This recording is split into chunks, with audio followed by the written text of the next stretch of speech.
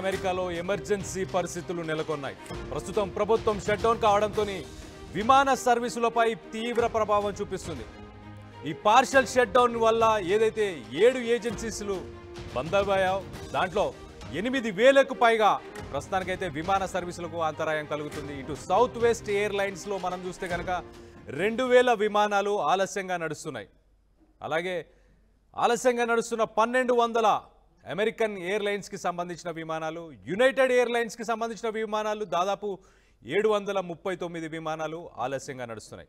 ఇటు డెల్టా ఎయిర్లైన్స్లో కూడా 600 విమాన సర్వీసులకు అంతరాయం కలుగుతుంది. ప్రభుత్వ షట్ డౌనే దీనికి ప్రధాన కారణంగా తెలుస్తుంది. సో చాలా చోట్ల విధులకు హాజరు కాని ఎయిర్ ట్రాఫిక్ కంట్రోల్ సిబ్బంది 12 ప్రాంతాల్లో 22 ప్రాంతాల్లో ఎయిర్ ట్రాఫిక్ సిబ్బంది కొరత కూడా ఉన్నట్టు తెలుస్తుంది. ఆలస్యంగా నడుస్తున్న వేలాది విమానాలు ప్రస్తుతానికి అమెరికాలో అస్తవ్యస్తంగా మారిపోయింది. ఇటు రవాణా సంస్థలకు సంబంధించి ఇటు ఎస్పెషల్లీ మనం చూస్తే కనుక ఎయిర్లైన్స్కి సంబంధించి రవాణా సంస్థ అంతా అస్తవ్యస్తం అయిపోయింది.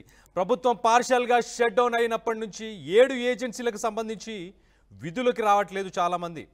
వీళ్ళకి జీతభత్యాలు ఇచ్చే పరిస్థితిలో కూడా ప్రభుత్వం లేనట్టు తెలుస్తుంది. కాంగ్రెస్ ఏదైతే బిల్లును పాస్ చేయలేదో దానివల్ల ప్రస్తుతానికి air control, traffic air controller, అలాగే ఏదైతే రాడార్ టవర్ ఉంటుందో దాంట్లో పనిచేసే వేలాది సంఖ్యలో ఉన్న ఉద్యోగులు ఇప్పుడు ప్రస్తుతానికి బయట ఉద్యోగాలు దొరకక ఇటు ఊబర్ అలాగే మిగతా పార్ట్ టైం జాబ్స్ చేసుకుంటూ జీవనాన్ని కొనసాగిస్తున్నారు.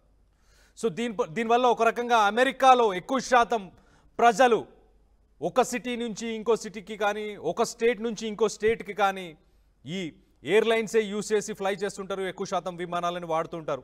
కానీ ప్రస్తుతానికి కొన్ని వేల సంఖ్యలో ఈ విమానాలు ప్రస్తుతానికి ఆ సర్వీసెస్ అంతా అంతరాయం కలుగుతుంది.